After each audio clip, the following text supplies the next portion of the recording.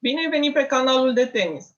Astăzi vom discuta despre ce trebuie să faci atunci când schimbi părțile de teren, în așa fel încât să rămâi concentrat și motivat în continuare și să ai un mic plan pentru următoarele gheme. Dacă încă nu ești abonat la canalul meu, ai butonul sub acest video și te rog să activezi și notificările, în așa fel încât atunci când voi posta un video nou să fii la curent cu fiecare informație. Hai să urmărim.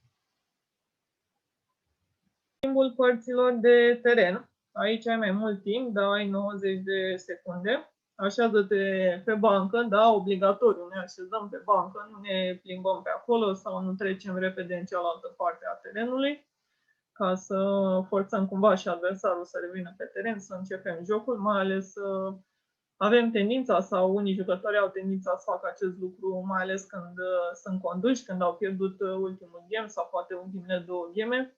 Nu mai au răbdare să se așeze pe bancă și se duc în partea cealaltă, iau mingile dacă sunt la serviciu și forțează cumva și adversarul să intre pe teren. Încarcă-te cu energie, da, pentru următoarele două game. Chiar dacă ești condus la scor, rămâi pe bancă, cum spuneam, și gândește-te la ce poți face în continuare ca să reintri în meci. Fă-ți un mic plan pentru următoarele gheme, mai ales că la unul dintre ele vei fi și la serviciu. Adu-ți aminte de cele mai bune lovituri din ghemele precedente sau din alte meciuri, în așa fel încât să te încarci cu mai multă încredere și motivație. Da, mai ales dacă suntem conduși, nu contează chiar și cu un game. Este important să ne aducem aminte de cele mai bune lovituri, ca să intrăm cu încredere pentru următoarele două game pe teren și poate chiar să ne facem un mic plan. Poate ne-a rămas în minte o combinație de lovituri foarte bună, care chiar ne ieși de mai multe ori în mai multe etape ale jocului și o putem încerca din nou. Folosește prosopul,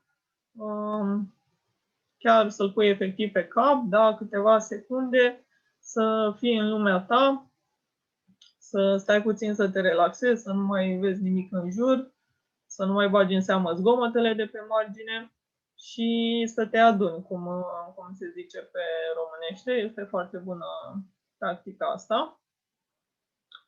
Bea apă și sau, dacă vrei, ia și o gură dintr-un baton energizant.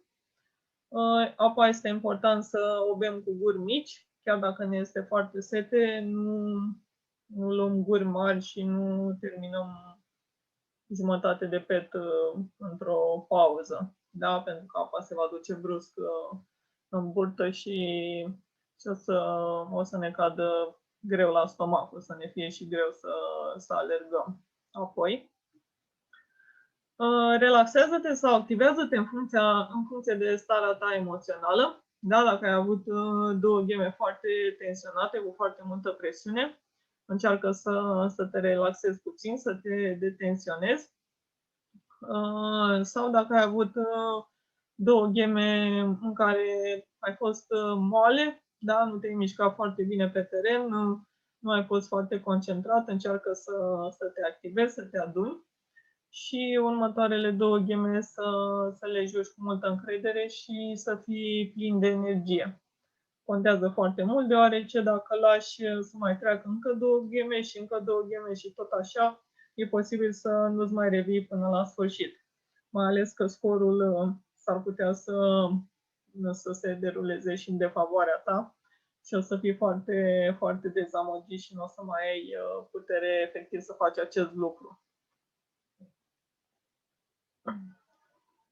Folosește acest timp și pentru a-ți ajusta echipamentul, da? Mai verifică încă o dată și returile, manșeta, racheta, da? Dacă nu s-a stricat overgrip-ul sau antivibratorul, dacă n-a sărit de pe rachetă. Mai verifică o dată echipamentul să fie totul în regulă.